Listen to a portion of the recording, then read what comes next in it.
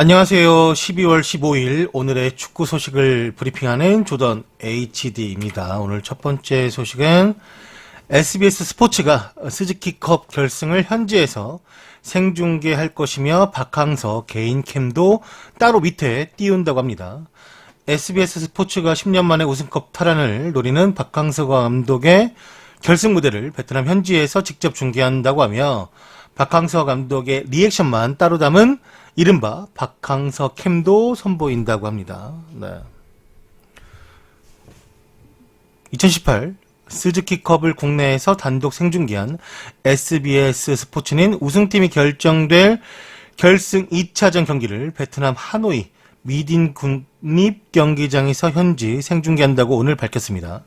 SBS 스포츠와 관계자는 박항서 감독만을 팔로우하는 박항서 캠을 도입해서 박항서 감독의 다이나믹한 리액션까지 중계에 담아낸다고 설명을 했고, SBS 스포츠 캐스터 그 다음에 해설위원을 베트남 현지에 직접 파견해 경기장에 생중계한다고 또 알렸어요.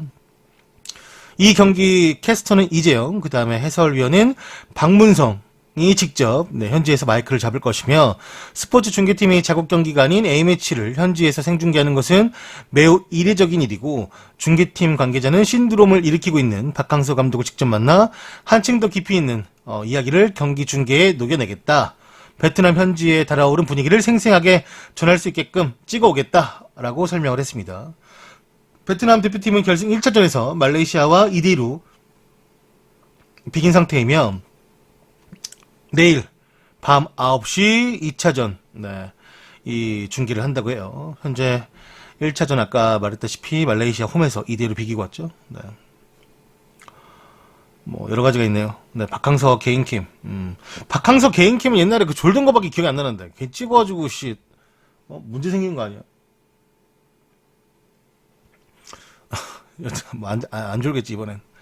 박항서 감독님의 이제 결승전이고, 뭐 개인캠 돼가지고 좋아하는 모습, 만약 골 넣으면 뭐 좋아하는 모습 그런 거 이제 찍어서 따로 뭐 밑에 내보낼 건가 봐요. 우리가 사실 그 축구 볼 때 뭐 다른 팀은 몰라도 내가 좋아하는 팀은 막 그 감독이 어떤 제스처를 취했는지 보고 싶을 때 있잖아요. 과거 이제 박지성이 골 넣으면 퍼거슨 리액션 보고 싶은데 그 안 보여줘가지고 뭐 어떻게 된 거야, 퍼거슨이 뭐 좋아한 거야 만 거야 하고서 나중에 쳐다보면 퍼거슨 껌만 씻고 있고 아무것도 안 하고 있어요. 가끔씩 잡혀서 좋아하는 거 보면 또 우리도 기분 좋은데 뭐 그런 느낌이겠지. 그런 느낌, 국뽕의 느낌. 이게 사실 별거 없어요. 그냥 국뽕의 느낌이에요. 이거 가지고 뭐 다른 거 의미부여할 게 없잖아요. 그냥 우리나라 사람이 솔직히 우리보다 후진국인 나라에 가서 축구를 이제 좀 잘하는 모습을 보니까 그게 이제 국위선양 같고 자랑스러우니까 이거 하는 거잖아요. 전 좋다고 생각하는데 이걸 또 과하게 해석하는 분들이 있죠. 예를 들어서 이 박항서 감독님에게 과한 해석이 아니라, 아니 뭐 SBS는 국내 중계도 안 하면서 가서 뭐 현지 중계하고 무슨 개인 캠을 띄우고 너무한 거 아니냐? 뭐 그것도 사실 뭐 아예 틀린 말은 아니죠. 왜냐면 SBS는 K리그 중계할 수 있었음에도 불구하고 그냥 이제 중계권 있음에도 안 했으니까 그것에 관해서 이제 스포츠팀하고 SBS 현지 이제 방송사하고 이제 현지 방송하는데 그냥 SBS 방송사랑 좀 약간 뭐 답답함도 있었다라고 하는데, 근데 뭐 어쩌겠어요. 방송국은 돈 되는 거 하는 거고, 얼마나 돈이 되면, 얼마나 이게 시청률이 잘 나오면 드라마를 제끼고 스포츠를 하겠습니까? 그것도 그 9시라는 황금 시간대, 어머님들이 가장 주무시기 전에 한창 이제 이야기꽃을 피우고 귤을 드시면서 과일 드시면서 저 나쁜 년 하면서 막 하는 그 이제 일주일에 가장 스트레스를 풀 수 있는 그 이제 주말 드라마를 볼 수 있는 걸 포기하고 그 광고도 어마무시할 텐데 그걸 포기하고 축구를 중계한다. 이거는 정말 대단한 거죠. 그만큼 이제 남성 이제 어머님 팬들 말고 아버님 팬들을 이제 겨냥한 축구 연기를 할 수 있겠죠. 아무래도 이걸 또 보내는 이유는 사실 베트남이 이길 거라고 많은 가정을 하고 보내는 것 같아요. 사실 뭐 결승이니까 우리가 생각하는 그런 불안한 결과가 나오지 않았으면 좋겠습니다. 너무 박항서 감독이 바쁘게 만들더라고. 축구에 좀 집중해야 되는데 뭐 국내 언론 또 국내에서 이제 박항서를 또 아는 개인적인 친분을 가진 사람들 이렇게 해가지고 영상을 막 무지막지하게 찍던데, 가뜩이나 바쁘신 분인데 좀 끝나고 찍지. 여튼간에 이제 봐야죠. 내일이니까. 근데 이제 그 동시간대에 축구가 있는데 그 시간대 원래 맨시티하고 에버튼이 있거든요. 근데 그 유료야. 아주 아주 이거를 집중시키겠다는 거지. 그 유료가 됐어. 나 같으면은 내가 스포티비면은 그거를 분산시키려고 중계를 하겠다. 딱 하나 그 시간대 중계있는 게 맨시티 에버튼인데 그걸 유료 돌리더라. 그럼 누가 유료 보냐? 공짜로 볼 때는 이거 보지. 참, 나 멍청한 것 같아 보면. 스포티비 거기 사람들은 진짜 가끔 보면은 멍청한 것 같아. 그리고 이 똥 묻은 게 또 있어요. 이게 이 네이버가 원래 이거 중계권 안 땄거든요. 안 했잖아요. 카카오 단독이었다고. 근데 이걸 또 땄어. 네이버가. 그럼 사람들이 카카오 보겠어요? 네이버 보겠어요? 아니 뭐 다행히도 카카오에서 먼저 했기 때문에 뭐 카카오에서 하니까 가야겠다 이렇게 생각하는 사람도 있겠지만 아예 그냥 그 뭐야 공식방 채팅방 꼴보기 싫어가지고 안 가는 사람도 있다고. 네이버가 더 화질이 좋을 수도 있고. 그 마지막에 발이 걸치더라고. 그 결승전 1차전도 중계 안 했는데 네이버가. 그걸 네이버가 또 공부하더라고요. 이거 말하면서 네이버도 중계한다고 하면서 써있는 그 기사를 봤는데 무서워요 네이버.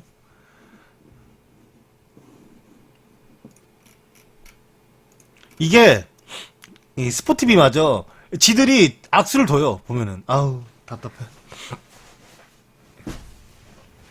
그 어떻게 맨시티를 저기 중계해서라도 그냥 중계해서라도 좀 뺏어와야지. 뭐 알아서 하겠죠 지들이.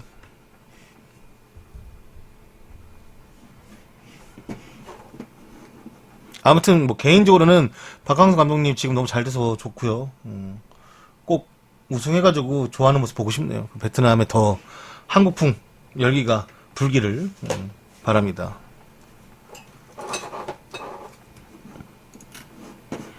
다음 소식은 리버풀과 나폴리 경기 후 리버풀 팬들로부터 집단 폭행을 당했다라는 나폴리 팬이 있습니다.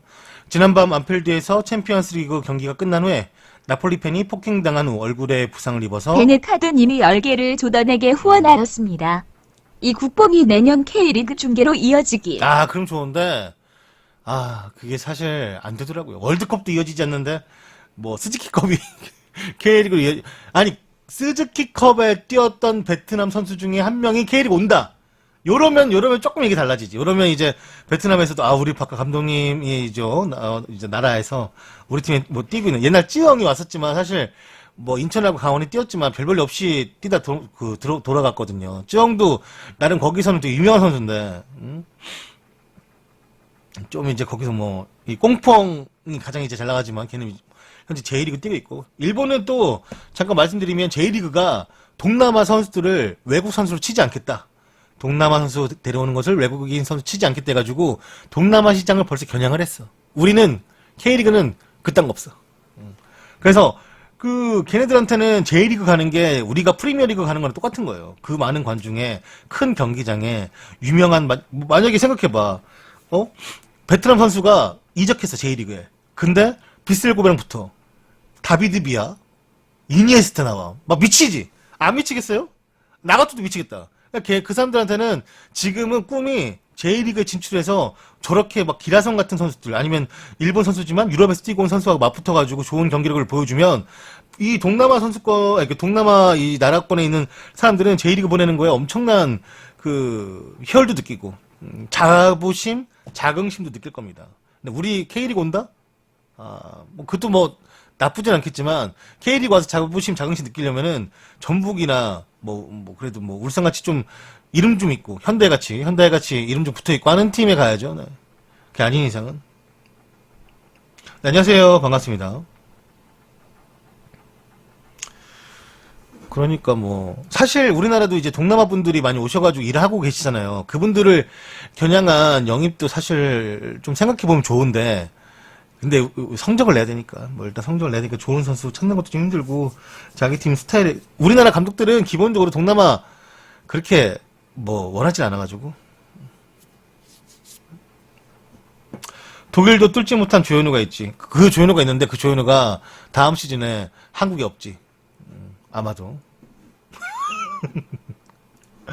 뭐, 네. 그럼 이거 기사 알려드릴게요. 지난밤 안필드에서 챔피언스리그 경기가 끝난 후에 나폴리 팬이 폭행당한 후 얼굴에 부상을 입어 병원으로 이송된 것으로 보입니다. 경찰은 지난밤 11시 남성들 집단이 소동을 일으키면서 한 남성이 폭행당하고 있다라는 신고를 받고 출동을 했고, 이 26살의 이 사람인데 에섹스 주에서 온 나폴리 팬이라고 하는데, 이 이탈리아 사람이 그냥 잉글랜드 거주하는 사람인 것 같아요. 얼굴 부상 입었다. 그래서 이제 뭐 병원으로 이송되었고, 리버풀 에코에서는 사건에 대해 경찰에 연락해 이야기를 직접 들었는데, 경찰 대변인이 직접 말하길, 우리는 12월 12일 수요일 에버튼 빌리지에서 화요일에 있었던 이 경기 후 남성 집단의 소동에 대한 목격자를 찾고 있습니다. 밤 11시에 교차로 근처에서 이 26살의 남성이 폭행당했다라는 신고를 접수했고, 에섹스주에서 온 나폴리 팬으로 보이는 남성은 얼굴에 부상을 입고 병원에 이송되었다고 합니다. 사건에 대한 수사는 아직 결과가 나오지 않았고 진행 중에 있다고 해요. 조현우? 조현우 본인은 이제 뭐 유럽 얘기 많이 하는데 유럽의 오퍼는 잘 모르겠고 일본 쪽 오퍼는 꽤 있대요. 네. 걔네 입장에서는 뭐 조현우 데려오면은 솔직히 한국 지금 골키퍼 데려와서 재미 보는 팀이 엄청 많은데 그 중에 이제 국가대표 넘버 1, 2 하고 있는 지금 조현우 데려가면은 뭐 골키퍼 쪽에는 아예 뭐 걱정거리가 없지, 근심거리가. 그러니까 이 금액도 좀 쏠쏠한데 우리가 생각하는 막 그 뭐랄까 말콤급의 금액은 아니고 그 정도로 걔네들이 데려가지도 않고, 그래도 뭐 대구 쪽 입장에서는 이 정도는 보내야 되나? 막 그런 거? 그런 건 있다 하죠. 근데 아마 일본 쪽에서는 원래 오퍼가 많을 거라고 예상했죠. 한국 오퍼도 있다고 하는데 뭐 심지어 한국 오퍼는 사실상 어딘지 대충 뭐 나오죠. 뭐 알죠? 네. 현다이 쪽. 특히나 그 현다이 쪽 한 팀에서는 네, 하나의 골키퍼가 은퇴하기 때문에 더더욱이 데려가고 싶겠죠. 그리고 그 팀은 이제 우리 돈 쓰겠다. 우리 돈 쓸 거다. 우리 한번 돈 써가지고 한번 K리그 안에서도 이제 원투 되고 아시아 쪽에서 한번 해보겠다. 그런 마음이 있다고 하니까.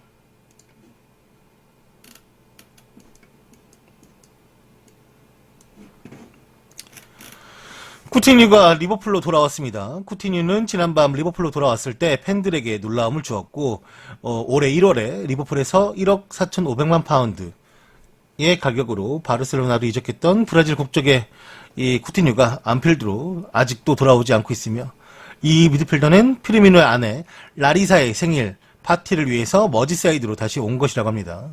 화이트 테마였던 생일 파티에 파비뉴와 모레노도 초대를 받았고, 모레노는 인스타그램에 함께 찍은 사진을 올리며 너무너무 보고 싶었어 브로 라고 게시를 했습니다. 쿠티뉴는 1억 4,200만 파운드 이적료로 지난 1월에 바르셀로나로 이적했고, 그는 바르셀로나와 5년 반 계약을 했으며, 캄프누 기자회견에서 나의 꿈이 이루어졌다라고 밝게 웃으며 웃는 병에 걸렸습니다. 그는 이제 이 쿠티뉴가 떠날 때쯤 클롭이 말하길, 이곳에 남는 게 스페인에 가는 것보다 매력적일 수 있게 설득을 하고 나는 최선을 다했다. 팀과 클럽 그리고 우리는 굉장히 안타깝지만 이 좋은 친구이며 멋진 사람인 쿠티뉴가 팀을 떠나 바르셀로나로 보낼 준비를 해야만 할 것이다 라고 말했던 게 클롭이 마지막으로 이제 쿠티뉴를 언급했던 이제 말인데, 원래 쿠티뉴하고 모레노는 어머나게 이제 절친이고, 이 친구 누구예요? 이 친구 그 친구 아니에요?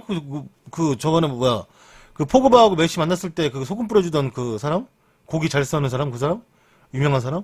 막 이렇게 소금 이상하게 뿌린 사람 아니에요? 닮았는데?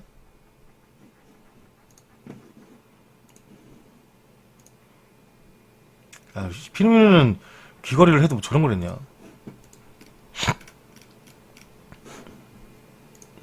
여튼 쿠티뉴 얼굴 더 보고 싶지 않으니까 넘어갈게요.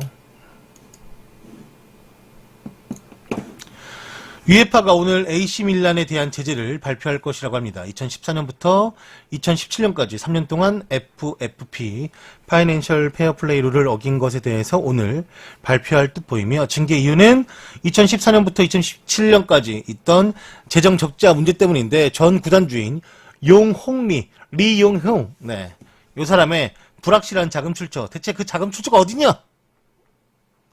라고 물어봤지만 뭐 알 수가 없어가지고 그 출처를 따라 이것저것 지금 살펴보고, 불법적인 자금 출처인지 뭐 문제가 있는 자금인지 어떤 자금인지 일단은 그것을 다 확인을 했겠죠. 그리고 이제 이것에 대한 징계를 발표한다고 해요.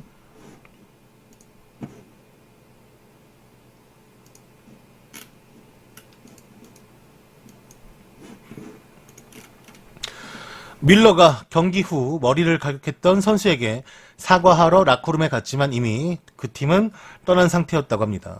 경기가 끝나자 독일 취재진들은 밀러를 찾아가 당시 상황에 대한 질문을 던졌고, 이에 밀러가 당연히 고의성은 전혀 없었다라고 밝히면서 타글리아피코, 이 아르헨티나 국적의 풀백이죠, 이 선수에게 사과의 인사를 건네기 위한 아약스 라커룸에 방문을 했지만 이미 아약스 선수단은 벌써 나가고 이 라커룸을 비운 상태라고 해요.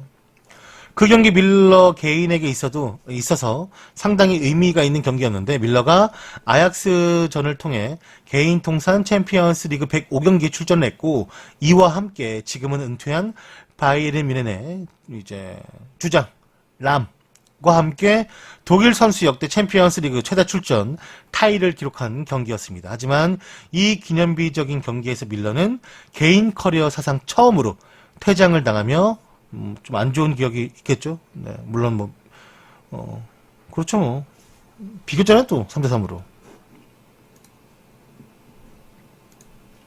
야, 이거는 솔직히 뭐 퇴장 당했는데 당연히 당하는 거고, 모르겠어요. 공이 얼마나 이게, 물론 이 경기가 좀 치열하긴 했지. 미넨도 지고 싶지 않았고, 그 뭐 치열한 건 이해하는데 이 정도 뛰어서 머리를 갈갈 정도라면은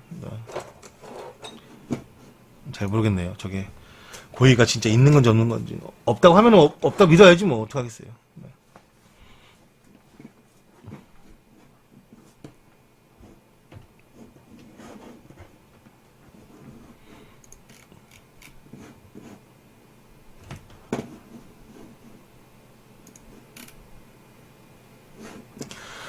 발렌시아가 이제 맨유를 이겼고, 맨유에게 아주 안 좋은 경기 결과가 나왔죠.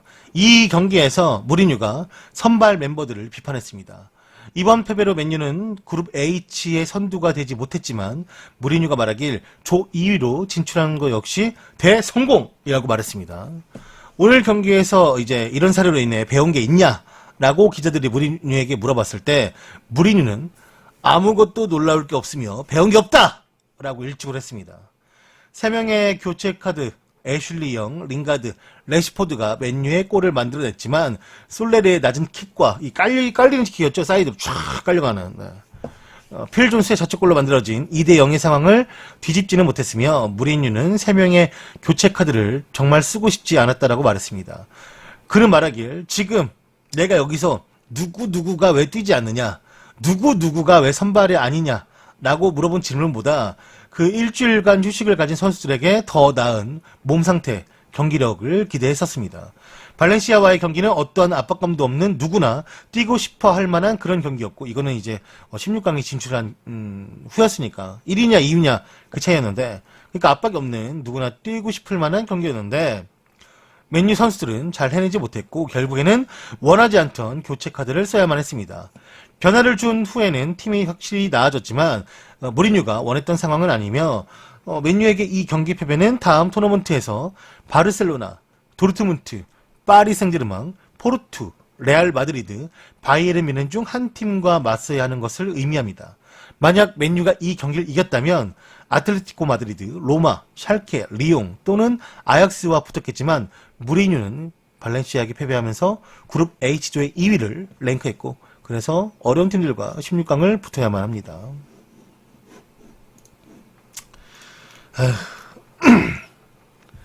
모르겠어요. 그냥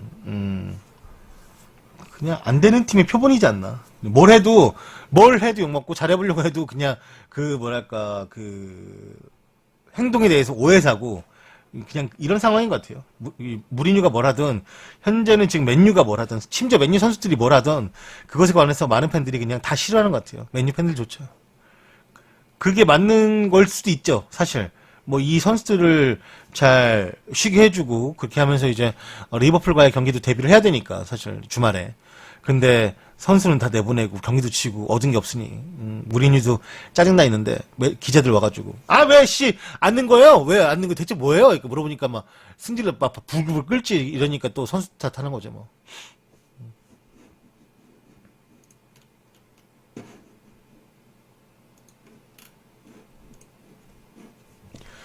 9명의 부상자가 맨유의 상황을 더욱더 어렵게 만들고 있습니다. 현재 맨유는 9명의 선수가 부상입니다. 공격수 쪽에는 마샬과 산체스가 부상이고 미드필더에는 맥토미나이, 수비수에는 르쿠시오, 달로트, 다르미안, 로호, 스몰링, 린들로프가 부상으로 빠져있고 이렇게 많은 부상자들을 데리고 무리뉴는 박싱데이를 준비해야 하는데 그래서 이제 선수를 좀 로테이션 돌리고 좀 쉬고 싶었는데 이것도 그러니까 두 마리의 토끼를 다 얻고 싶은 거야. 선수 부상자는 많고 그런데 다 쓸 수 없으니 교체 카드 웬만하면 안 쓰면서 이 경기를 이겨가면서 혹시라도 모르는 조 1위도 생각해 보면서 했던 거겠죠. 네, 물론 조 1위는 그렇게까지 생각 안 했던 것 같아요. 왜냐면 이제 뭐 질 거라고 상대 쪽에서 유벤투스가 질 거라고 생각을 전혀 안 했던 것 같은데 그래도 뭐 팬들 입장에서는 답답한 거죠. 1위로 올라가면 정말 좀 훨씬 수월한 8강을 준비할 수 있었을 텐데 이제는 누굴 만나도 뭐 포르투 빼고는 누굴 만나도 너무 위험하니까.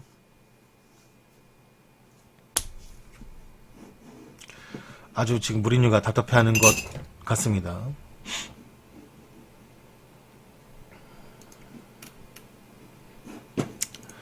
무리뉴가 절친 모라이스가 한국 생활을 시작하는 것과 전북 현대에서 성공을 빌고 너와 함께 축하할 수 있을 우승 소식을 기대할게 라고 메시지를 남겼습니다. 예, 무리뉴 서코치를 지냈던 이 모라이스 현장 감독이죠. 네, 이번에 계약도 했고 맨유의 무리뉴 감독은 자신의 사단이었던 전북의 신인 감독 모라이스에게 축하의 메시지를 보냈습니다. 이 무리뉴가 영어 쓰는 스타일로 해보자면 My 동생 모라이스, 난 진심으로 너 행운을 빈다. 난 너가 성공적인 챔피언이 되고 이 위닝클럽의 성공을 가져다주며 한국 생활을 즐길 수 있을 거라 정말로 확신한다. 너와 함께 축하할 수 있을 전북 현대의 우승과 그 초대장을 기대해볼게. 라는 약간 영어 스타일이에요. 네. 이 영상이 있는데 잠깐 봐볼까요? 무리뉴 영어 하는 스타일이 이래요. 들어보면 알아요. 무리뉴 인터뷰하는 거 한 번도 못 봤어요?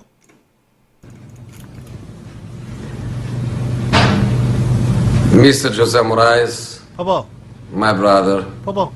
I wish you the best luck, and I am more than confident that you are going to be champion, you are going to be successful, you are going to enjoy career, you are going to bring success to a club that is already a top club in the country and in Asia, and I wait for your invitation to go and to celebrate the title with you. All the best, brother. My 동생 모라이스. Mr. José Moraes, my brother, I wish 봐봐, you 비싸죠? the best luck, and I am more than confident that you are going to be champion, you are going to be successful, you are going to enjoy career, you are going to bring success to a club that is already a top club in the country and in Asia, and I wait for your invitation to go and to celebrate the title with you. All the best, brother. 네.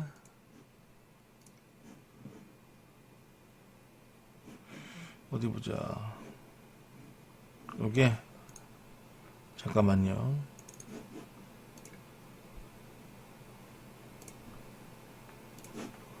됐어요. 다음 소식 넘어갈까요? 네, 다음 소식은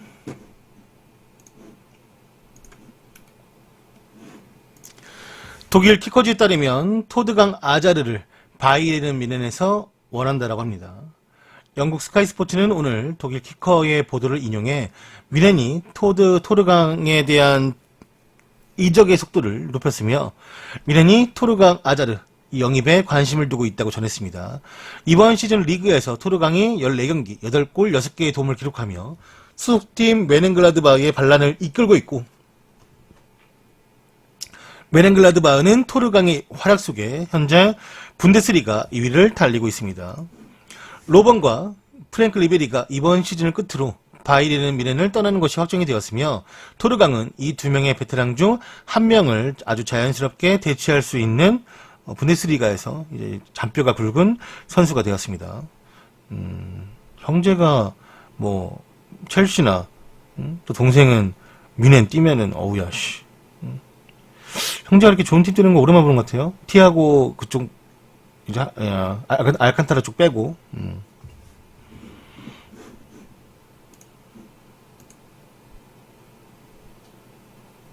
확실히 분데스리가는 그 스타일에 맞는 선수를 데려가는 게 좋긴 한 것 같아요. 네. 투레 형제도 그렇지. 투레 형제도 이제 그 이후에 이제 가면은 워낙에 근데 성적이 좋아요. 올 시즌 이제 항상 이 토르강이 인터뷰한 게 있는데 자기가 항상 형보다 그 스탯이 안 좋았는데 올 시즌만큼은 뭔가 내가 한번 좀 이길 수 있을 것 같다. 형한테 매년 이렇게 경기 시즌 끝나면 누가 더 스탯이 좋았는지 한번 이렇게 따져보는데 항상 자기가 져가지고 밥을 샀었는데 올해는 한번 뭐 얻어먹을 수 있을 것 같다라고 말했던 인터뷰도 있거든요.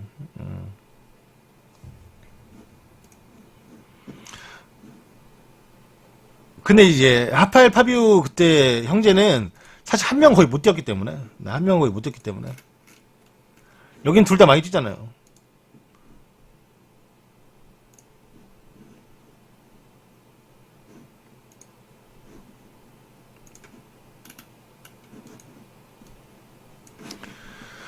이안 라이트가 갑자기 반페르시에가 맨유로 간 건 정당했다며 헛소리를 늘어놓기 시작했습니다. 아스날 레전드 공격수인 이안 라이트가 아스날 팬들을 분노시킬 만한 발언을 하였습니다. 아마도 그 사건은 이게 뭐 이안 라이트가 말하는 건 이 반페르시에가 맨유로 이적했던 그 사건은 아스날 팬분들에게는 정말 힘든 일이었을 겁니다. 전 그에게 동정심을 느꼈고 아스날에서 불행하게 많은 부상을 겪었고 그가 할 수 있는 최대한을 이 아스날에서 남았기 때문입니다. 그는 주위 사람들 그리고 주위 선수들이 떠나는 것을 계속 지켜보았고 선수 출신으로서 전 그가 아스날을 떠난 결정을 전적으로 이해합니다. 그러나 팬분들의 관점에서는 반페르시에가 맨유로 가서 우승을 했기 때문에 팬분들이 매우 실망한 이유도 저는 알고 있습니다.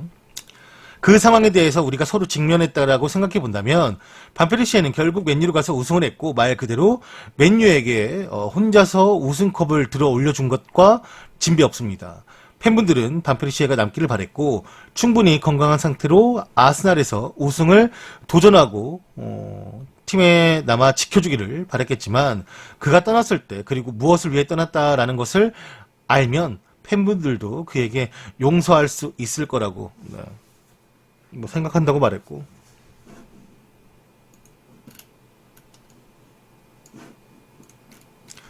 이 상황이 자신이 크리스탈 팰리스에서 뛰던 시절과 비슷한데 팬분들은 뭐 이 반페르시에를 정말 사랑했겠지만 전 아스날로 가서 자신을 빗대어서 말했는데 크리스탈 팰리스 뛰다가 아스날로 가서 자신이 성공했기 때문에 그 크리스탈 팰리스 팬들과 문제가 좀 있었고 자신이 떠날 때 트로피를 얻기 위해서 떠난다라고 직접 말을 했었는데 반페르시에는 우리에게 이런 말을 남겼습니다. 내 마음속 작은 아이가 이 기회를 잡으라고 했다. 내 마음속 작은 아이가 이 기회를 잡으라고 했다. 결국 리그 우승을 했기 때문에 그가 그렇게 했던 건 정당했습니다.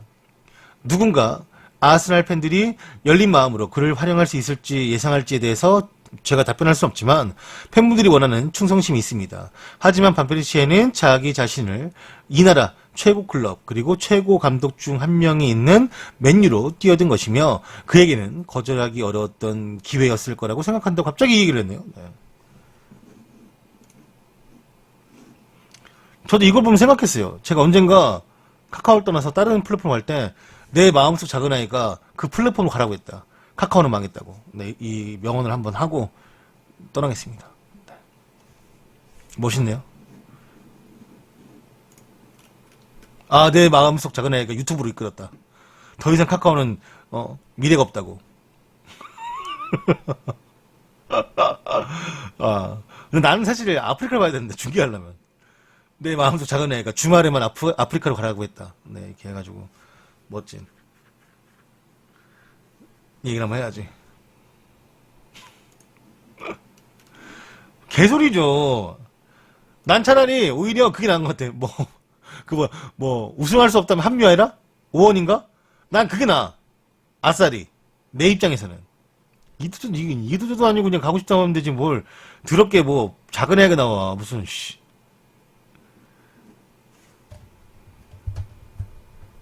아, 우승하고 싶다고. 나는 쿠티뉴도 조금 이해하는 부분이 있어요. 차라리 우승하고 싶다면 더 쿨하게 보내줬을 텐데. 사람 나쁜 사람 만들고 말이야, 씨. 이안 라이트는 사실 좀 다르지. 왜냐면은, 이 크리스탈 팰리스하고 아스날의 갭, 그 당시 아스날과의 갭이랑, 그 당시 아스날과 맨유의 갭은 좀 다르죠. 물론, 그때 맨유가 훨씬 좋은 상황인 건 맞으나, 그리고 가서 우승됐으니까, 반페르시에도 좋은 선택을 한 거죠, 결국에. 근데, 그게 문제가 아니라, 이거 아스날 팬들 시선에서 바라보는 건데, 응? 이건 아스날 시선에 바라보면 기분 안 좋지. 좋을 리가, 이해가 안 되는 거 아니야. 이런 거는 다, 머리는 이해가 돼. 마음이 이해를 못 하는 거지. 지가 축구 선수 출신이니까 그렇게 생각하는 거지. 아무튼 축구 선수 출신들은 자기들 그 끼리끼리가 있어. 보면은 팬들 마음 쥐뿔도 그러면서 아는 척하고 막. 응? 뱅글 여기나 할 줄 알지 뭐. 씨.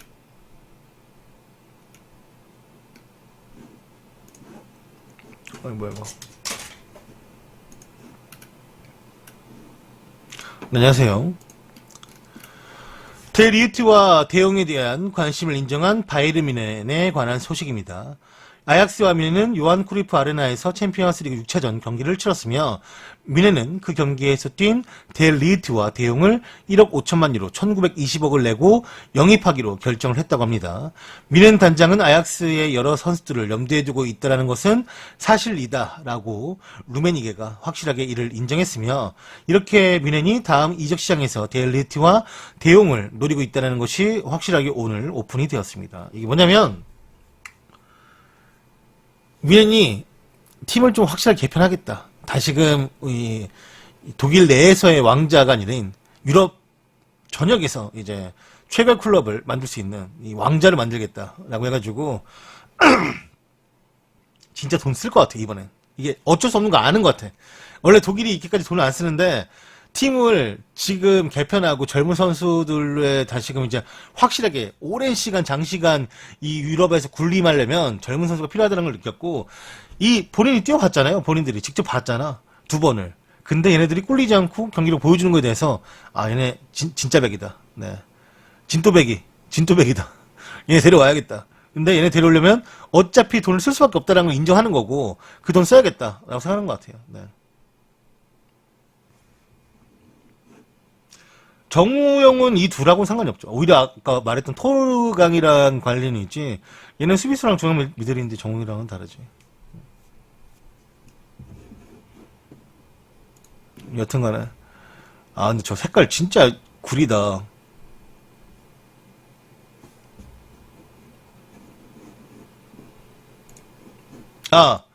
제가 잠시 뒤에 할 거지만, 리버풀 FM을 준비했잖아요? 아직 리그 시즌 안 들어왔는데, 저 대용을 영입했습니다. 네. 한번 써보려고요. 2명 딱 영입했습니다. 영입 안 할 거야, 그리고. 수비수 1명만 더 할까? 아무튼 간에. 네, 딱 2명 영입했는데, 한번 써보겠습니다, 제가. 옥체미 안 쓰고요. 중앙미들로. 대용 쓸 거예요. 얼마나 좋은지 한번 써봐야지, 내가.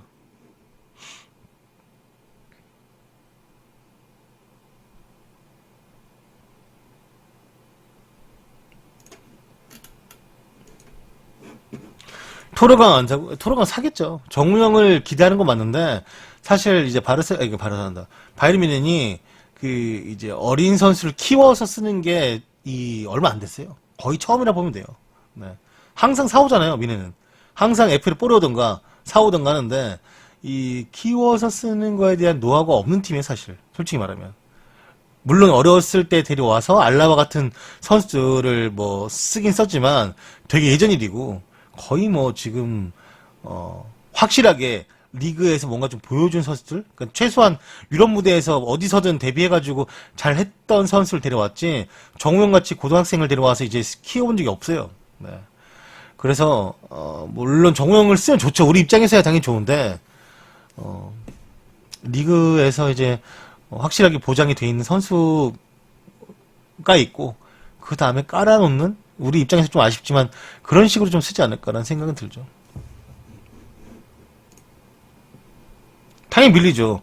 정우영은 솔직히 말하면 뭐 이렇게 되라는 게 아니지만 정우영은 사실 망해도 미네한테 타격이 1도 없어요. 되게 싼 가격에 데려갔고 얘가 터지면은 대박 터지는 거고 안 터져도 뭐 아니 솔직히 막 헤나토 산체스 망한 애들은 뭐 500억씩 날려먹는데 정우영 그 30억도 안 되는 거면 날려먹으면 뭐 미네이 아까워하겠어요? 아까워하지도 않지. 아쉽지만 현실이지. 정우영인데 그걸 이겨내고 막 거기 1군까지 가가지고 막 주전 먹으면 그건 완전 초대박이고.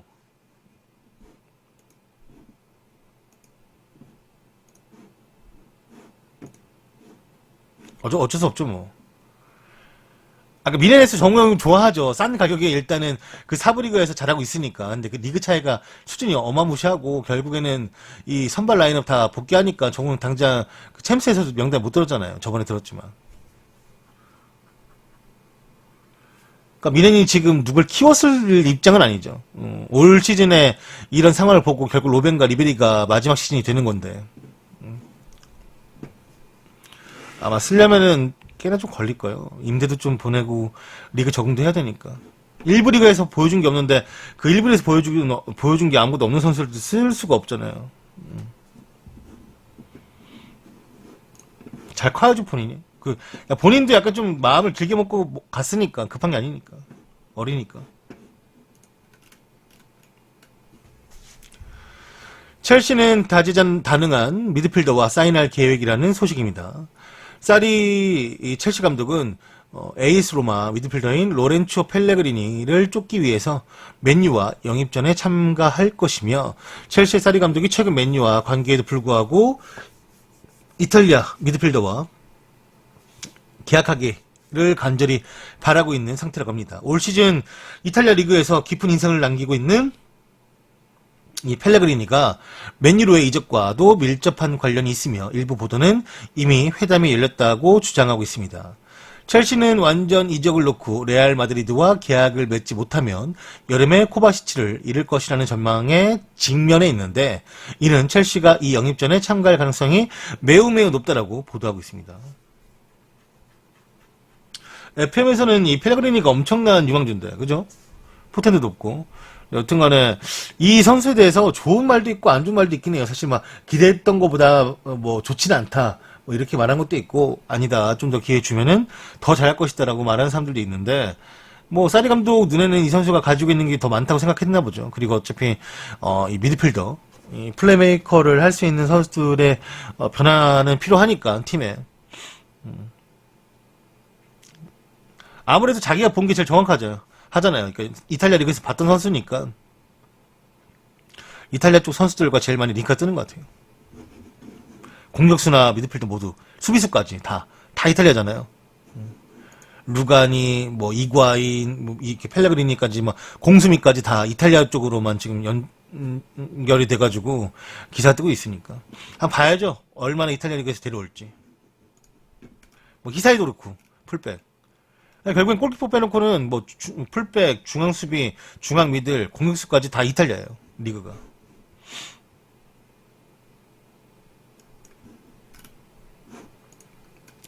브라질의 산토스는 전 아르헨티나 감독인 샴피올리를 선임했습니다. 산토스는 전 아르헨티나 대표팀 감독이었던 호르에 산파울리를 감독으로 선임을 했고 이번 계약의 최종 내용과 서명은 이번 주말에 모두 마무리가 될 것이며 세부적인 내용은 비공개이나 2019년도 일단은 이 올해 2019년과 내년까지 샴파울리가 이 산토스를 지휘할 것으로 보인다라고 해요. 세비야에서는 참 좋았는데 진짜 왜 아르헨티나 국대에서는 그렇게 힘을 못 썼지. 정말 이해가 안 되네. 데이나 화이트, 그 UFC 그 사람 말한 거죠? 최고 책임자인가? 경영자?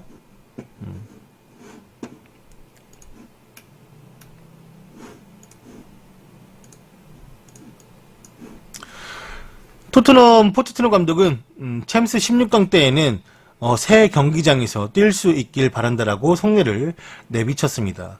포체티노 감독은 챔피언스 리그 16강 1차전 경기를 새로운 경기장에서 할 수 있다면 토트넘에게 정말 큰 힘이 될 것이라고 말했으며, 이번 주 수요일 토트넘은 맨유와 1월 13일 프리미어리그 경기가 열리는 웸블리에서 열릴 것이라고 말을 했지만, 그러니까 이번 주 수요일 토트넘이 아마도 맨유와 1월 13일 프리미어리그 경기에서 새 경기장에서 뛸 수 있을 것이다 라고 말을 했었지만, 새로운 경기장 개장은 또다시 지연을 겪게 되었습니다.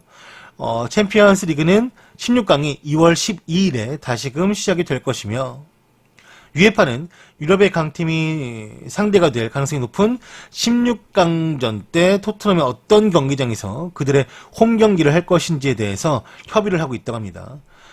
포체티노는 그들의 새로운 화이트 하트레인 경기장이 그때까지는 준비가 되기를 바라고 있지만, 홈 경기가 새 경기장에서 열리건 웸블리에서 열리건 그것이 결정적인 것은 아니라고 답했습니다. 그가 말하길 16강 1차전을 새로운 경기장에서 할 수 있기를 바란다라고 희망을 했고, 새로운 경기장이 준비될 수 있을지는 모르겠지만 자신은 거기서 경기를 했으면 좋겠다고 이제 인터뷰에서 다시 한번 언급을 했어요. 하지만 어떤 경기장에서 경기를 하는 것이 결정적인 일이라고 생각하진 않으며, 무엇보다 중요한 것은 피치 위에 자신들의 경기력이라고 말한 부분이었고, 새로운 경기장에서 경기를 할 수 있게 된다면 큰 힘이 될 것이다. 하지만 뭐 만약 우리가 그렇지 못하게 된다라고 하더라도 동기부여가 안 되는 거 아니니 그냥 내가 가진 상태, 우리 팀원들이 가지고 있는 상태에서 최선을 다하겠다, 그 얘기인데, 뭐냐면 원래는 그 경기를 할 수 있지 않을까라고 이제 생각을 했죠. 감안을 했죠. 그때 원래는 올 시즌 들어가기 전부터 이제 새로운 경기장에서 했어야 되는데, 뭐 인부들의 뭐 파업도 뭐 있었다 하고 뭐가 있었다 하고 하면서 좀 늘어졌어요. 늘어지고, 그 다음에 안전 문제에서 그 똥물 새면서 막 그 또 늘어졌죠. 그 다음에 그럼 1월 달쯤에 우리가 맨유랑 할 수 있을 때 하겠다라고 했는데, 안전 검진을 좀 장시간 받아야 되는데 이게 새해가 붙어버리면서, 그러니까 새해가 붙어버리면서 그 사람들 휴식 기간도 필요하고 아예 일을 안 한다더라고요, 그때는. 그래가지고 그때 검진을 못 받을 것 같아가지고 이게 미뤄지면은 아마 1월 달에 열리는 맨유 경기도 힘들 거다. 결국 지금 나오는 얘기는 런던 더비가 3월 달에 있는데, 그 경기 때나 이제 아마 새 경기장에서 치를 수 있지 않을까라고 기대하더라고요. 그래서 이 얘기하는 것 같아요. 네. 원래는 1월 13일 날 프리미어리그 맨유 때랑 이제 딱 맞춰서 하면은 멋있으니까, 홈이니까. 근데 그게 안 될 것 같고 3월 달에나 이제 아마 될 것 같다라는 기사가 나오니까 이 포체티노가 좀 불안하니까 2월 달에 16강전이 있는데 이왕이면 이제 그만 웸블리 가고 우리 구장에서 하고 싶다라는 걸 은연중에 말하는 거죠. 좀 빨리빨리 일처리 좀 해라, 대놓고 이제 말하는 거지 뭐.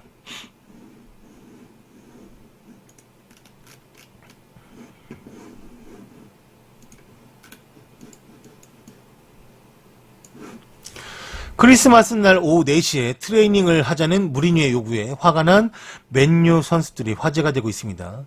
맨유의 감독인 조세 무리뉴가 크리스마스 오후 4시에 훈련을 잡아 그의 선수들은 매우 화가 난 상태라고 하며, 선수들은 그날을 가족들과 아니면 사랑하는 사람과 함께 기념하며 보내고 싶어 합니다. 하지만 현재 부진에 허덕이고 있는 스쿼드는 그날 저녁에 로울리 호텔에 모여 다 같이 저녁을 먹기 전에 캐링턴으로 향하여 훈련을 진행할 것이며, 맨유 소스의 정통한 사람이 말하길 퍼거슨 시절에는 크리스마스 날 아침에 훈련을 했었고, 그리고 집으로 돌아간 뒤 가족들과 좋은 시간을 보내며 저녁을 즐기곤 했었다라고 말했습니다. 아마도 그들은 트레이닝 전에 조금의 파스타를 먹을 것이고, 크리스마스 날에 로울리 호텔에 각자의 방에서 홀로 저녁을 보내게 될 것입니다. 이유는 다음날 오후 3시에 맨유 홈에서 허드스필드 타운과의 경기가 있는 것 때문인데, 무리뉴 감독은 12월 23일 날 포르투갈행 전용 비행기를 타고 고향에서 그의 가족들과 미리 시간을 보낼 것으로 예상이 되며 25일 전에 돌아올 것입니다.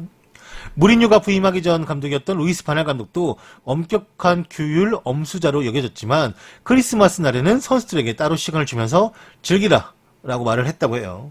그래서 이 선수들이 아니 발을 누르는데 어떻게 정말 짜증나네 막 이런 거죠. 네. 11일 남았네요. 뭐 거의 열흘 남았네 이제. 9시니까 오후 9시니까.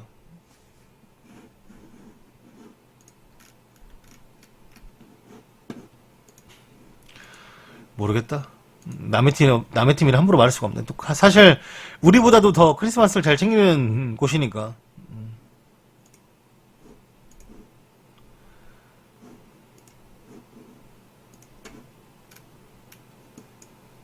뭐 알아서 하겠지 뭐. 내가 할 바요. 리버풀은 쉬게 해주겠지. 유에파에서 이제 오늘 유로파리그 32강 시드를 확정 지었습니다. 1번 시드만 말씀해드리면 아스날, 네, 그다음 레버쿠젠, 벤피카는 이 챔스 3위에서 떨어진 거죠. 첼시, 디나모 자그레브, 디나모 키예프. 디나모 자그레브면 저기예요. 오르샤 있는 팀. 네. 울산 현대와 전남에서 뛰었던 오르샤가 있는 팀. 오르샤가 그 팀에서도 나름 1군으로 볼 수 있죠. 네.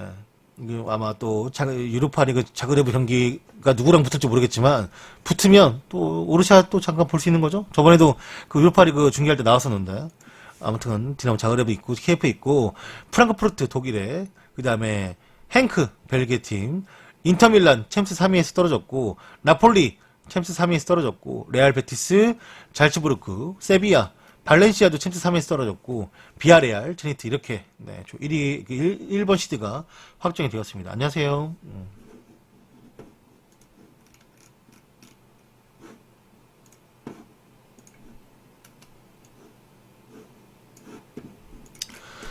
맨유가 또다시 칼리드 쿨리발리와 링크가 뜨고 있습니다. 맨유는 쿨리발리를 1월 역사상 가장 비싼 선수로 만들 것이고 지난 여름 이적 시장까지 맨유는 쿨리발리에 관한 비드가 2번 있었지만 모두가 나폴리에 의해서 거절이 되었습니다.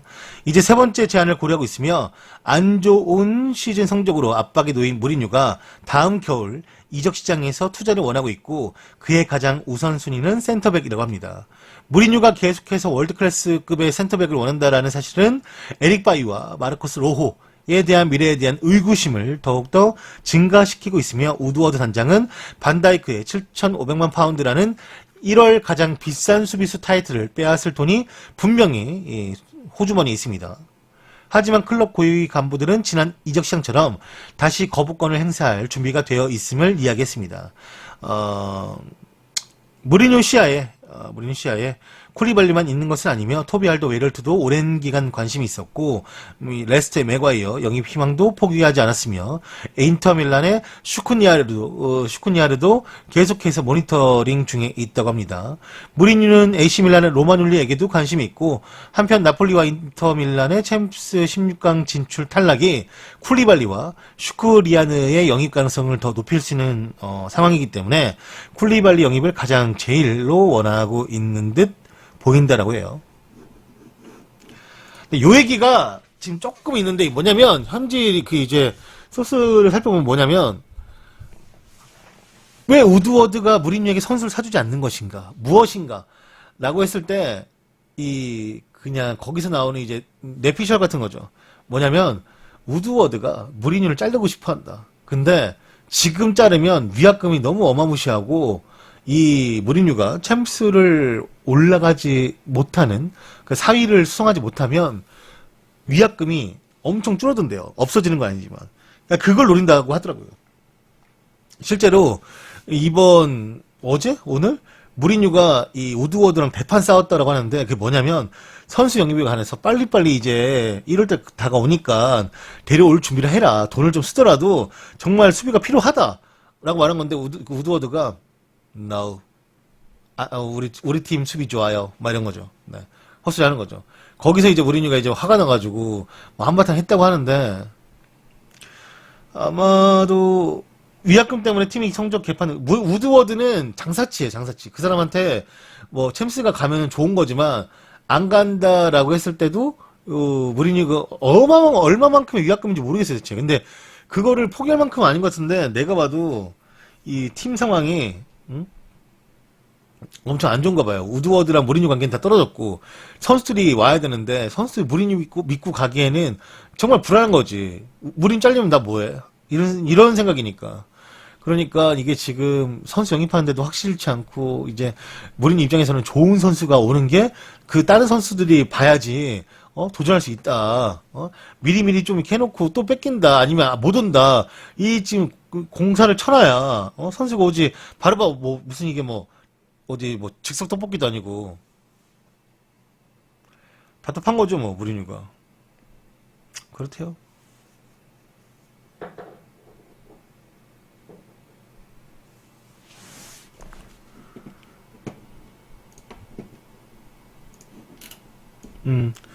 토비도 데리고 싶어 하는데 뭐 토비 오겠어요? 토비는 갈 수 있어. 돈 많이 주면. 토비도 거의 이제 이번 계약이 자신의 커리어에서 거의 마지막 좋은 기회를 따낼 수 있는 좋은 이적이란다. 연봉을 따낼 수 있는 기회이기 때문에.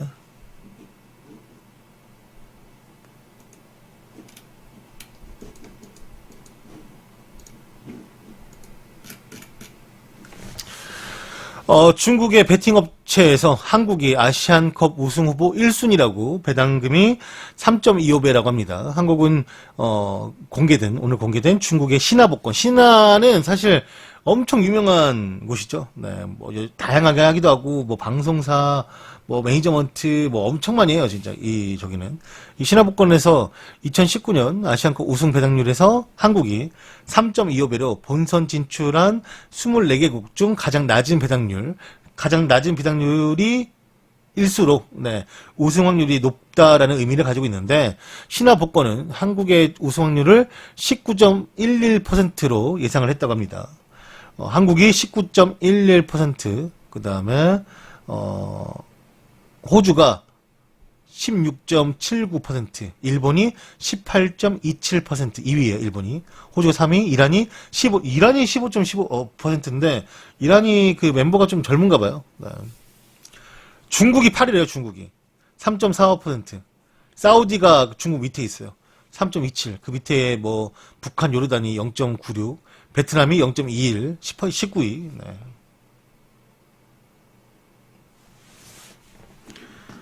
이렇다고 합니다. 네. 몰라, 지들이 되게 높게 평가하나 봐.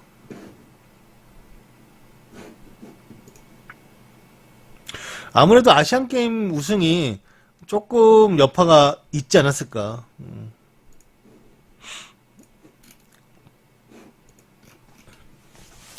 아스날은 AS 로마에 있는 터키스타에 대해서 입찰했다라는 소식이 들려오고 있습니다. 목요일 빅토리아 풀전전에서 2대1로 패했던 21살의 윈드르는 2017년 이스탄불 바샥셰이르에서 이적한 후에 인상 깊은 모습을 보여주고 있습니다. 아스날이 스카우터를 보내 윈드르를 지켜보았고 이 선수에게 공식 제안을 하기로 결정을 했다고 주장하고 있지만 AS 로마는 윈드르의 이적료로 640억에 가까운 딜을 원한다라고 합니다. 아스날 그 돈 없어요. 아스날 그 돈 쓰면 1년 다방해요. 조져요. 그렇다면 누군가 나간다라는 뜻이고, 이, 램지의 그, 연봉이 이제 세이브가 되니까, 뭐, 그거 관련 세이브 시키면서 어떻게 뭐, 이 선수 데려오는 뭐, 할부 또 하겠죠, 뭐.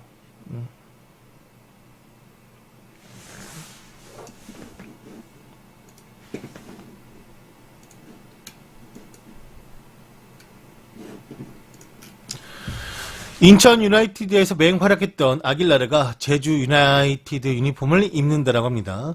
인천에서 활약한 이 엘리아스 아길라르가 제주의 유니폼을 입는다라고 하며 K리그 이적 시장에 정통한 한 관계자는 스포티비 뉴스를 통해서 인천 유나이티드를 떠난 아길라르가 제주로 이적한다라고 전했습니다. 제주는 이번 시즌 5위의 성적표를 받았기 때문에 다음 시즌 아시아 챔피언스 리그에는 출전하지 못했지만 공격 보강을 위해서 아길라르를 영입했고 이번 영입으로 제주는 기존 외국인 선수 중 대다수를 정리할 것이라고 합니다. 아길라르가 뭐 다시 남미 쪽으로 가서 뛴다 뭔다 했었는데 제주 가나봐요. 네. 원래는 경남 간다라는 그 썰이 제일 높았는데 제주가 좀 약간 배팅을 세게 때려버린 것 같아요. 인천은 아길라르도 나가면 또 고생 좀 하겠어요.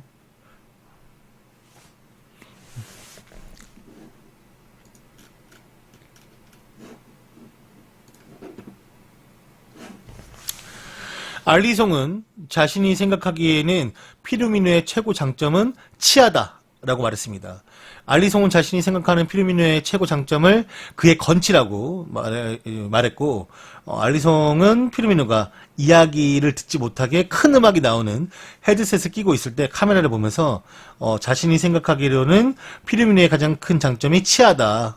그런 치아를 가지는 게 쉬운 게 아니며 그의 치아는 정말 경이롭다. 라고 말했는데 피르미누가 이제 나중에 헤드셋을 벗고 물어봤죠. 뭐라 그랬냐고. 그러니까 나는 너의 장점을 너의 아주 좋은 미소라고 말했어. 이렇게 말했고 뭐 그래 맞아. 뭐 이렇게 난 미소가 네가 제일 가지고 있는 좋은 장점 같아 이렇게 말했는데 피르미누가 나는 내 미소는 최고의 장점이 아니라고. 그러니까 이제 알리송이 그럼 뭔데 이렇게 물어보니까 나의 최고의 장점은 내 몸매, 자신의 몸매래요. 네. 되게 약간 에고가 센 사람 같아요. 자기애가 높아요.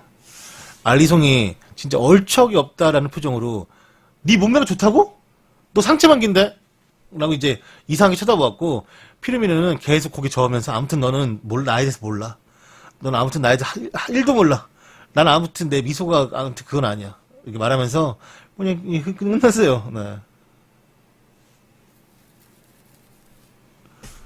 뻥을 쳤는데 미소라고 뻥 쳤는데 그것도 싫은가 봐.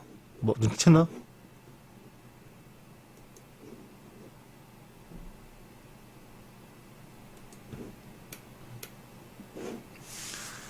건치지 건치. 인공적인 건치. 인공 아닌가? 아닐 수도 있겠다. 왜냐면은 얘 치과 의사랑 되게 저기 하잖아요. 가깝잖아요. 자기 발굴해준 사람이기도 하고. 야, 진짜 광이다, 이렇게 보니까. 그죠? 아니, 완전 광이네. 광이가 생각이 안 날 수가 없는데, 이거? 응? 광이가 요즘 살이 더 빠져가지고, 더 닮았어, 심지어. 요즘에는.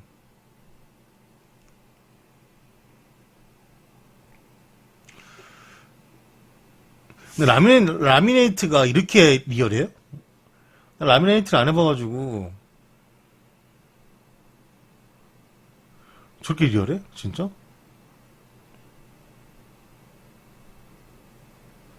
신기하네.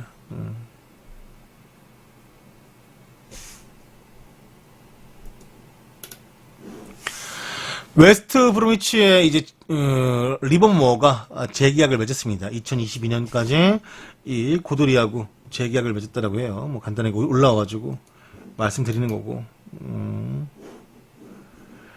이 키키 플로리스 감독은 여러분도 잘 알고 계시죠? 근데 원래 대한민국 대표팀 감독의 가장 우선순위에 물망에 올랐던 이 사람인데 이 키케가 중국 상하이 선화 이적에 근접했다고 합니다. 연봉은 100억이라고 해요. 중국 축구 관계자는 상하이 선화가 플로레스 감독과 협상을 마무리하고 있다고 전했으며 플로레스 감독이 중국으로 건너왔다라고 오늘 밝혔습니다. 플로레스 감독은 이후에도 풀럼 등의 유럽의 몇몇 구단에서 연락이 갔었지만 그 구단을 모두 거절했고 결국 세계 축구의 뉴 엘도라도 돈으로 주고 있는 중국으로 향할 전망이라고 합니다. 플로레스 감독의 연봉은 정확히 알려진 것이 없으나 100억 원에 육박할 것으로 보인다라고 전했습니다. 상하이 선화는 최강희 감독을 강력히 원했던 클럽 중에 한 팀인데 아직 감독을 정하지 못했다가 키케로 압축한 것으로 보입니다. 이게 좀 의아한 게 나는 이 기사를 좀 안 믿어요. 근데 중국 갔다 온 것도 팩트가 맞고 뭐 좋은 조건으로 이제 계약을 맺었다라는 것도 맞는데 이 키케 가문이 돈이 없는 가문이 아니에요. 이 집안이 스페인에서 되게 유명한 가문이라고 하더라고요. 그래서 이 사람이 어렸을 그 이제 약간 엘리트 축구 코스를 밟은 사람 중에 한 명이라 돈 때문에 움직이지는 않을 거라 했었는데 100억은 큰가 봐요. 네, 100억은 크죠. 그죠? 아무리 돈 때문에 움직이지 않아도 100억은 크지. 유럽 무대를 자식금 진출할 거라고 생각했었는데, 네. 중국 가나봐요.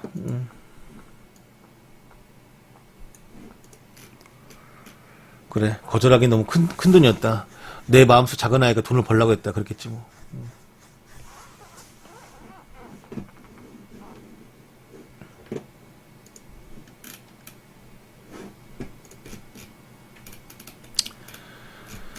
다음 소식은 손흥민이 네. 이달의 골에 수상을 했다고 합니다. 첼시전 골. 사실 그게 너무 멋있었어. 그건 또 인정해줘야지 우리가.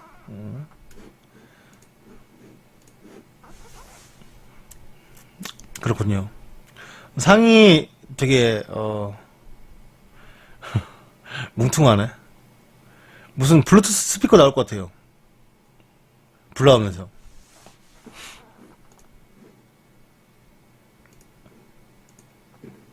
그 골이 또 상대팀이 첼시였기 때문에 런던 더비 중에 또 하나였잖아요.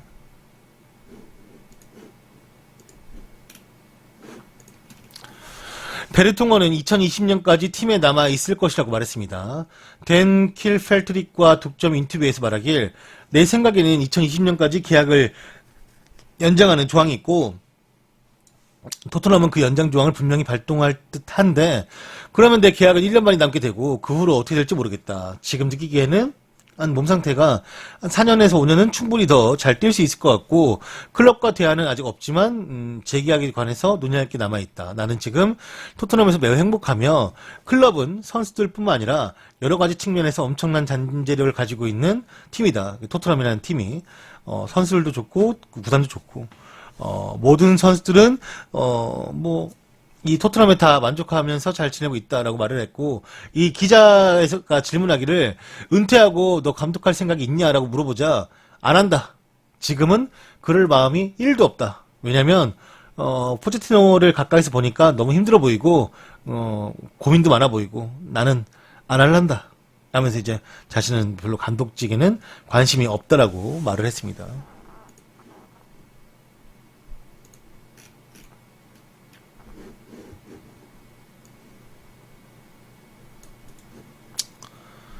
자, 여러분들이 궁금해할 만한 그리고 재밌어 할 만한 걸 하나 해볼까요? 챔피언스 리그 16강 조추첨.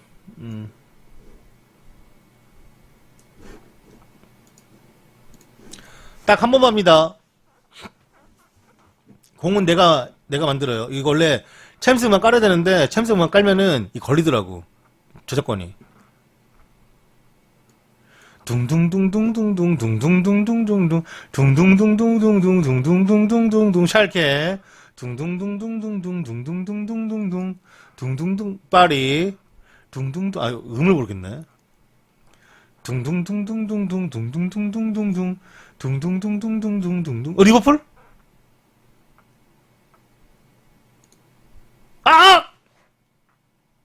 아우씨.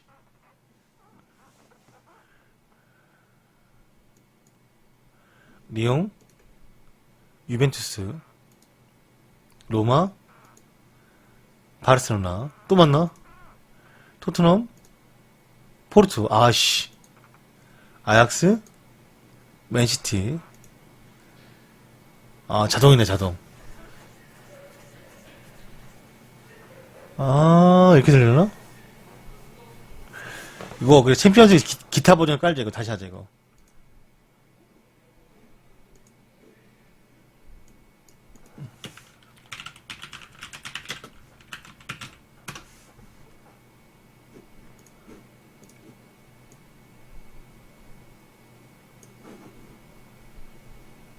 언제 나와?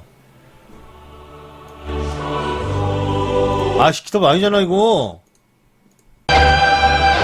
아이씨. 맞나? 이게 진짜라는 걸. 알고 있어!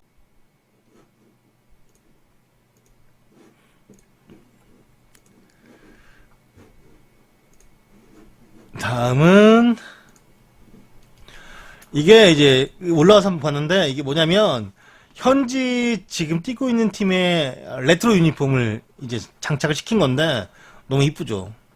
나 옛날 유니폼이 너무 좋아요. 해리케인이 입었던 건 예전 클리스만 이제 입었던 유니폼이고, 뭐 지금 도르트문트도 다 옛날 거예요. 다 올드 스타일의 느낌이 강하죠. 아, 난 옛날 유니폼이 좋아. 내가 봤던 유니폼이니까 다들. 기아. 토레스 시절에 기아. 기아도 만나네, 기아. 샤프.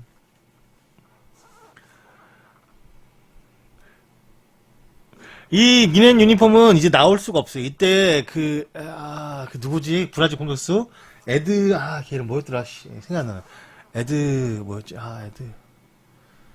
에데르송인가? 그 사람이 있을 때 유니폼이고, 이 색을 이제 안 쓴대요. 홈 유니폼 중에 무조건 빨간색과 흰색만 쓴다, 이제 말을 했기 때문에, 네. 안 쓸 거고. 이 토티 시절에, 토티 나카타 시절의 유니폼이고. 이건 뭐 백검 시절이죠? 이거는 저기 누구야? 그 양반 누구야? 파울리타. 이때 뭐 제라드 시절 유니폼이고. 또 뭐 반바스텐 시절 유니폼이고. 이거는 모르겠네? 이건 저기 시절은 아닌데? 저긴가? 순자이? 근본의 순자이? 레알. 뭐 지단과 호나우도 라울 시절 그때 유니폼이고. 요때는 히바우도 바날 시절 유니폼이고. 네, 요때는. 맞아요. 순자이 때는 리복 안 입었어. 원래. 알고 있는데 한번 말해봤어요? 이때는 뭐 델페르 시절이지 뭐. 근데 이때 유니폼을 되게 좋아하거든요. 이 유니폼.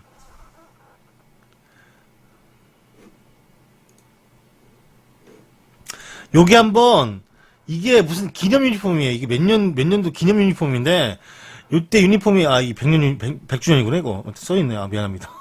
100주년. 이 기념 유니폼, 이게 한번, 다시 한번 나왔었어요. 나이키에서.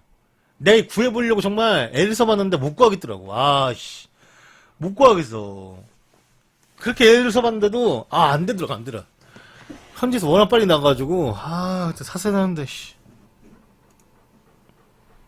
아니에요. 수원한테 칠 때 유니폼이고. 왜냐면은, 수원한테 칠 때 레이카르트인데, 이때는 바날드 시절 유니폼이거든요. 네. 아예 다르죠. 구하기 너무 힘들어. 너무 슬퍼. 내가 처음 봤던 바르셀로나 시절의 유니폼이에요. 그래서 아마 좀 더 애틋한데, 저때가 바날 시절이고, 뭐 잘 아시겠지만, 네덜란드 커넥션 많았을 때, 공격수에는 히바우드나 콜리베르트 있을 때고, 그때죠, 뭐. 구하기 힘들어요. 근데 이게 원래 이게 쓰는 카라가 아니에요. 이거는 이게 뻣뻣한 카라인데, 요거는 죽는 카라예요. 근데도 되게 멋있었어.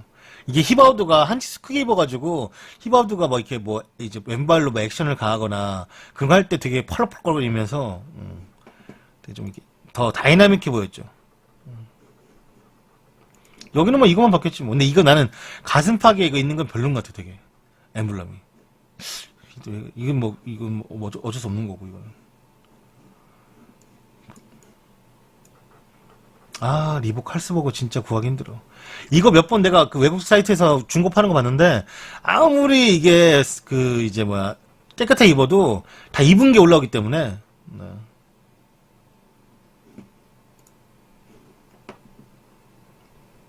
그쵸? 히바도 검색해봤어요? 딱 이거요. 네. 내가 처음에 바르셀로나 시절 봤던 게 이때거든요.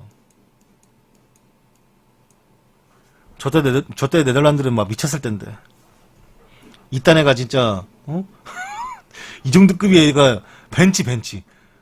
이 정도 애는 누구로 말할 수 있냐면 라우지거라고 그 주댕이 큰 애 있어요. 그 정도 급밖에 안 됩니다. 지금 네덜란드가 많이 죽어가지고 전 애가 왕노릇 하고 있지만. 라이지거라고 있어, 라이지거. 아무튼 오랜만에 옛날 유니폼 보니까 좋네요.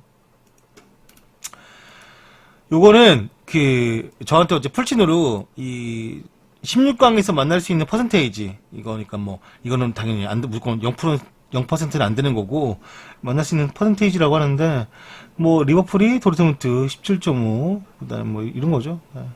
바르셀로나 17.38, 포르투 낫네. 포르투가 제일 낫네. 내가 근데 아까 그 어려운 걸 해냈네. 조졌네. 미래는 다시. 포르투가 제일 낫네. 어떡하냐. 무에서 유를 창조해야지 뭐. 별 수 있나.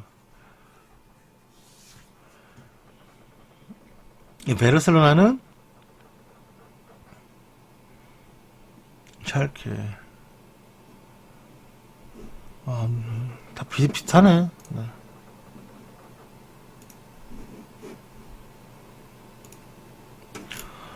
이거는 내가 아까 했던 거. 여기서도 포르투갈 리버풀이랑 붙죠? 네.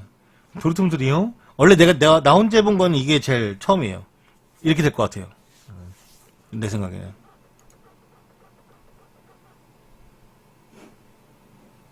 맨시티? 리버풀이? 리버풀은 맨시티 못 붙잖아. 아니, 바르셀로나? 아닌데? 거기서 1위라 둘 다 못 붙는데? 아, 그렇게 바라는 거 아닙니다. 이렇게 나왔다는 겁니다. 나 그런 거 다 정직하게, 하는 사람이에요.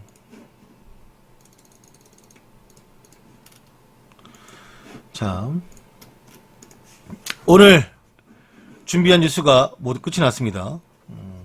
이 영상은 유튜브에서 보실 수가 있고, 유튜브에서 보실 분들은 조던 ATD를 검색해서 구독과 좋아요, 댓글과 알람 설정 눌러주시면 됩니다. 생방송으로 보신 분들은 저 곰 누르면 돼요. 이 곰, 이거 눌러. 위에 검은 곰. 또한 포털에서 팟빵을 검색하셔가지고 검색어에 조던을 입력하시고 들어가 보시면 음성 파일로 따로 다운받으실 수가 있는데 와이파이가 터지지 않는 곳에서도 다운받은 파일로만 들으실 수가 있습니다. 차량 운전 중에 또는 운동 중에 그냥 길 걸으실 때 편하게 들으시면 되고요. 이외에도 네이버 TV캐스트, 카카오 VOD에서도 영상을 보실 수가 있습니다. 제가 기사를 발췌하는 곳은 FM코리아, FM네이션 그리고 다음 카페인 락사이며 이곳에서 좋은 기사를 올려주시는 많은 분들에게 다시 한번 감사 인사를 전합니다. 오늘 또 후원해주신 진질업소님, 별하나 추억님, 베네카드님 다시 한번 감사합니다. 고맙습니다.